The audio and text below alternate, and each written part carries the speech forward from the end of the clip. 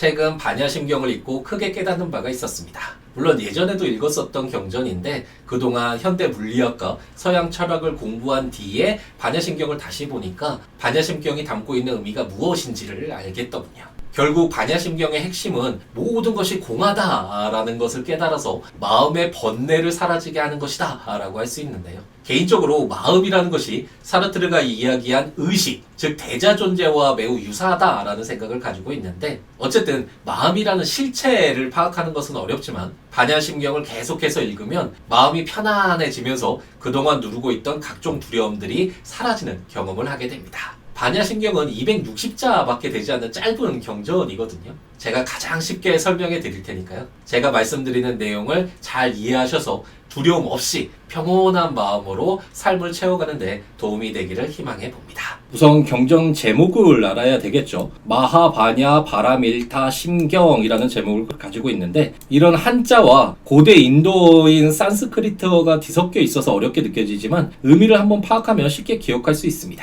마하라는 것은 한없이 큰 것을 의미하고 바냐라는 것은 완전한 지혜를 의미합니다. 바라라는 것은 저 언덕, 우리가 예전에는 무언가 완전한 세상은 저곳, 그리고 우리가 살고 있는 이곳을 구별을 했잖아요. 이 바라라는 것은 우리가 깨달음을 얻어서 가고 싶어하는 저 언덕, 그곳을 말한다라고 생각하시면 되겠고, 밀다라는 것은 건넌다라는 뜻입니다. 심경은 부처님의 말씀이시죠. 그렇기 때문에 마하바냐 바라 밀다 심경이라는 것은 매우 큰 지혜를 가지고 저 언덕으로 건너갈 수 있도록 만들어주는 부처님의 말씀이라는 뜻이 됩니다. 관자재 보살이라는 것은 우리가 나무아미타불 관세음보살 이런 이야기 많이 하잖아요. 이때 이 관세음보살을 말하는데 세상의 모든 소리를 듣는다는 그런 보살을 의미합니다. 이 관자재 보살이 반야 바라 밀다, 우리가 방금 전에 공부했죠. 한없이 큰 지혜를 가지고 저 언덕으로 건너가기 위해서 깊은 행동을 할 때 이 떼식자가 쓰였죠.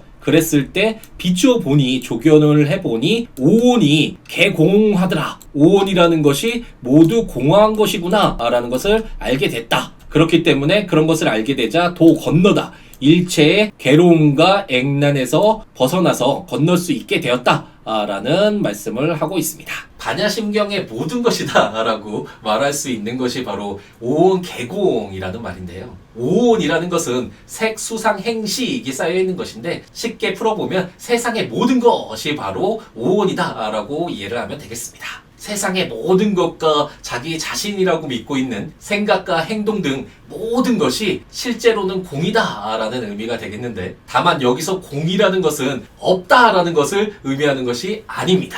우리가 어렸을 적부터 공부해오던 것을 생각을 해보면 항상 무엇인가 실체를 찾기 위해서 노력했던 것 같습니다. 예를 들어서 우리 옆에 있는 갑돌이가 있었을 때 이 사람은 겉모습이 어떠하다, 재산은 얼마가 있다, 사회적으로 어떤 직업을 가지고 있다 라는 등으로 결론을 내야지만 무언가 정답을 맞힌 것 같은 생각이 들죠. 하지만 가만히 생각을 해보면 갑돌이는 우리가 말하는 순간에 그 갑돌이가 아닙니다.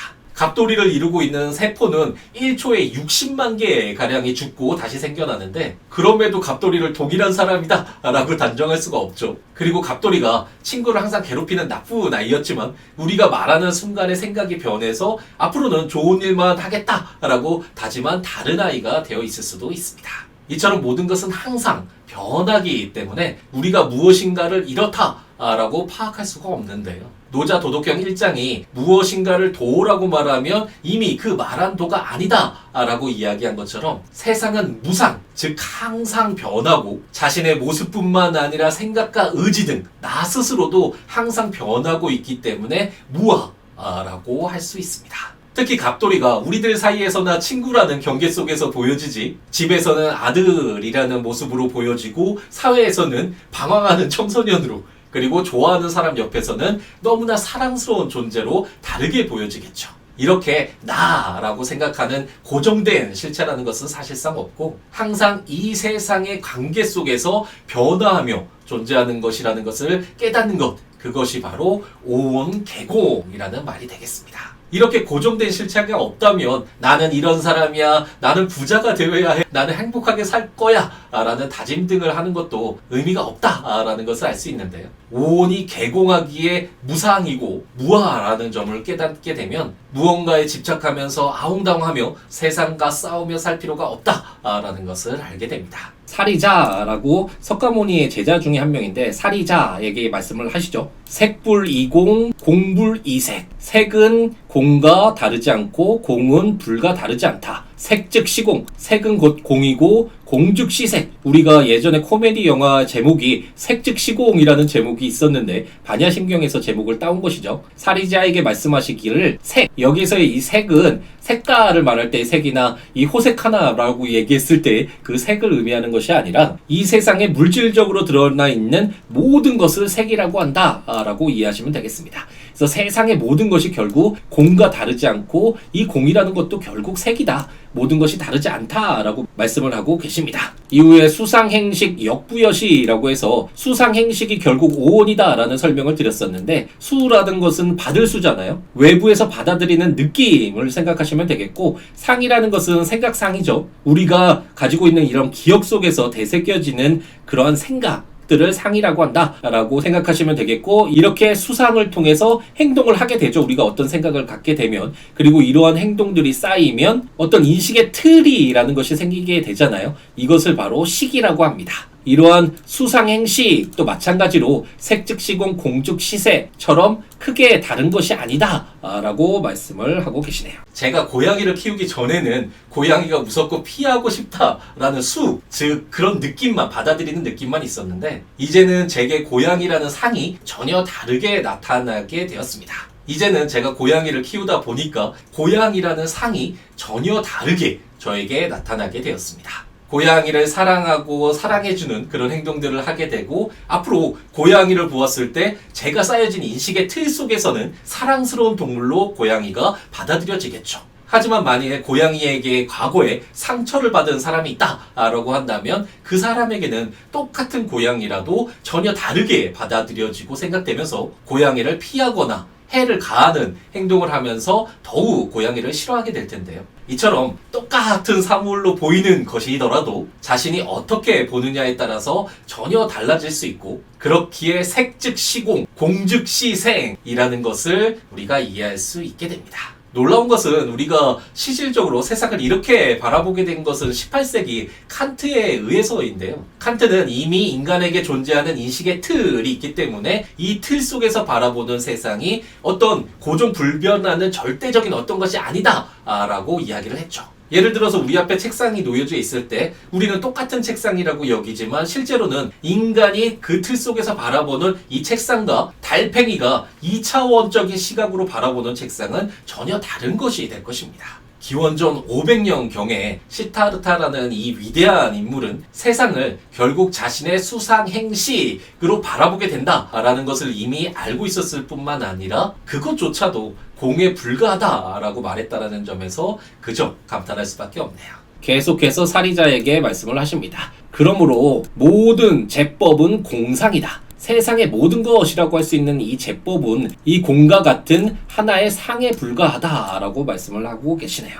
우리가 방금 전에 색이라는 것은 공과 다르지 않다라는 것을 배웠잖아요. 그렇기 때문에 우리가 결국 이것은 무엇이야 라고 말하는 것은 우리의 하나의 상에 불과하다라고 말할 수 있습니다. 예를 들어 똑같은 식당에서 같은 음식을 먹는다고 하더라도 자기가 좋아하는 사람과 먹을 때 그 음식과 싫어하는 사람과 억지로 먹는 음식은 전혀 다르게 다가올 것입니다. 그리고 회를 좋아하는 사람과 회를 싫어하는 사람에게는 회라는 외부의 사물은 전혀 다르게 다가오겠죠. 이처럼 세상의 모든 것, 즉 제법은 공상입니다. 자기가 만들어 놓은 상에 불과하다고 할 수 있죠. 자기에게 맛있는 음식, 자신이 사랑하는 사람, 자기가 좋아하는 행동도 모두 자신의 틀 속에서 만들어진 상에 불과하고 상황이 바뀜에 따라서 그것은 언제든지 먹으면 토할 것 같은 음식, 너무나 미운 사람으로 다가올 수 있죠.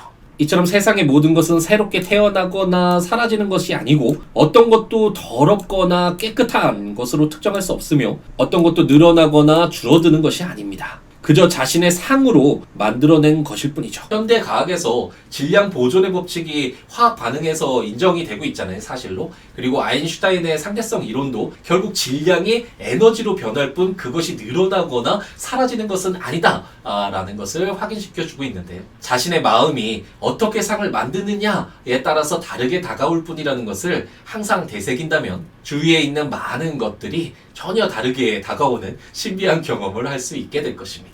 이제 반야심경의 핵심 내용은 다 나온 것 같습니다. 빠르게 나머지 내용을 살펴보도록 하죠. 시고 그러므로 공한 것 중에는 색이라는 것은 없고 수상 행식이라는 것도 없으며 눈, 귀, 코, 혀 등으로 소리나 향기나 미각 등도 없으며 눈으로 보이는 세계나 의식에 의해서 만들어진 세계도 결국 없는 것이다. 자기가 만들어 놓은 상에 불과할 뿐이고 고정된 실체라고 할 수 있는 것은 라고 말씀하고 계시네요. 계속해서 무명이라는 것은 불교의 12연기법이라는 것이 있는데 그 12연기법에서의 첫 번째 고리거든요. 무지와 어리석음을 말하는데 이로 인해서 고통과 번뇌의 원인이 되는 것이 바로 이러한 무지와 어리석음이다 라고 12연기법이 이야기를 하고 있는데 어쨌든 반야심경에서는 이러한 무명이라는 것조차도 없다 라고 이야기를 합니다. 모르고 어리석기 때문에 배우고 익혀서 이것에 벗어나야 해 라고 다그치는 그러한 모습도 실상은 자신이 만들어 놓은 상에 불과할 뿐이고 고통과 번뇌에서 벗어나기 위한 이러한 무명이라는 것도 그리고 이러한 무명을 다한다라는 것, 늙고 죽는다라는 것, 늙고 죽음에 다한다라는 것 이러한 모든 것이 결국 하나의 상에 불과하다라는 것을 알아야 한다라고 이야기를 하네요. 그렇기 때문에 고통의 원인이 되는 이러한 집착과 이를 없애기 위한 도라는 것도 실상은 없는 것이다 라고 이야기를 합니다. 불교 교리 중에 사성제라는 게 있어서 고집멸도를 중요시하는데 이런 것조차 없기 때문에 이런 것을 얻기 위한 지혜라는 것들도 결국은 없어서 이러한 지혜를 얻는 것 이런 것들도 모두 없는 것이다 라고 이야기를 하고 있습니다. 이건 실제로 경험을 통해서 만든 말이다 라는 것을 확인을 했는데요. 제가 변호사업을 끝내고 집에 돌아가서 술 한잔하면서 좋은 영화나 드라마를 보는 것을 좋아하는데 언젠가 술을 끊고 싶다 라는 생각을 했죠.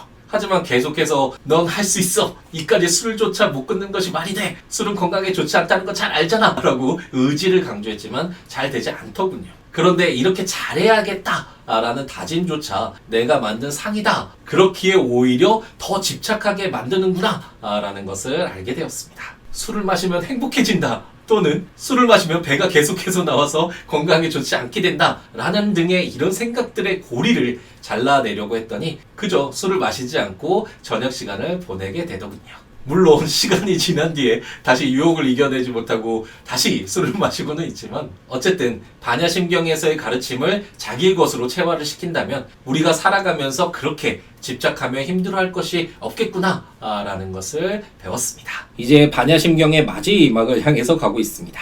보리살타라는 것은 우리가 보살이라고 부르는 사람을 말하는데요. 깨달아서 부처가 되기 위해서 수행하는 사람이 이런 보살인데 이러한 보살이 의지하다. 반야바라밀다 이것은 이제 잘 알게 됐죠. 이 반야바라밀다의 의지를 해서 마음에 걸림이 없고 신무가해 이러한 걸림이 없기 때문에 공포, 두려움이라는 것이 없다라고 하네요.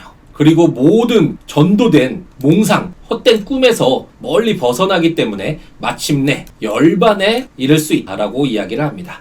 열반은 번뇌에서 벗어나서 깨달음을 얻어서 반야, 바로 저 언덕에 가 있는 그러한 상태를 말하죠. 3세 모든 부처님도 반야 바라 밀다의 의지를 해서 득 얻었다. 안욕따라 삼막 삼보리 최고의 깨달음이라는 말인데 산스크리트어를 한자로 만드니까 이 한자가 굉장히 이상한 한자가 나오더라고요. 어쨌든 그렇기 때문에 반야바라 밀다라는 것은 가장 신비로운 주문이고 가장 밝은 그런 주문을 말하고 시무상주 더 이상 높을 것이 없는 주문이고 시무등등주 무엇과도 비교할 수 없는 주문이라고 합니다. 이런 것들을 한자까지 다 알면서 우리가 공부할 필요는 없겠죠. 이렇게 중요한 주문이다 라는 정도로만 알면 되겠고 그렇기 때문에 이런 주문을 해서 능히 모든 일체의 고통을 제거하고 진실하고 거짓이 없는 주문이다 라고 이야기를 합니다. 이제 마지막으로 주문을 외우면서 반야심경이 마무리가 되는데요. 그러므로 고설 반야바라밀타주 반야바라밀타의 주문을 말하니 즉설주알 이 주문이 말하는 것이 무엇이냐면 아제 아제 바라 아제 바라승 아제 모지사바하라고 주문을 외우면서 끝이 납니다. 예전에 임금택 감독님의 아재아재 바라아재라는 영화 제목도 있었던 것 같은데 어쨌든 이 뜻이 뭐냐면 아재라는 것이 가자라는 뜻이고 바라는 우리가 배웠죠. 저 언덕으로 가자. 여기서 승이라는 것은 완전히라는 뜻이거든요. 그렇기 때문에 완전히 저 언덕으로 가자라고 이야기를 하고 있고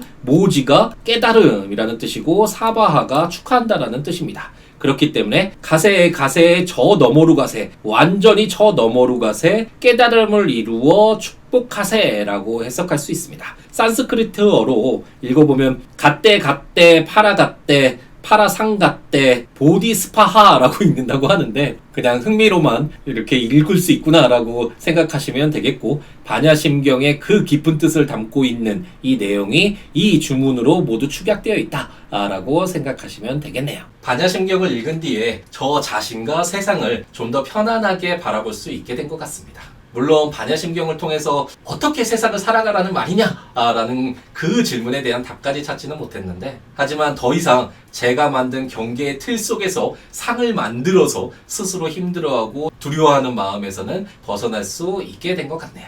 좀 더 자세한 내용을 공부를 하고 싶다면 최기표 교수님의 반야심경 읽기와 법륜 스님의 반야심경 강의를 참고하면 좋겠습니다. 이 영상이 여러분들이 인생을 살아가는데 도움이 되었으면 좋겠습니다. 그럼 오늘 하루도 행복 가득하게 채우시기 바랍니다.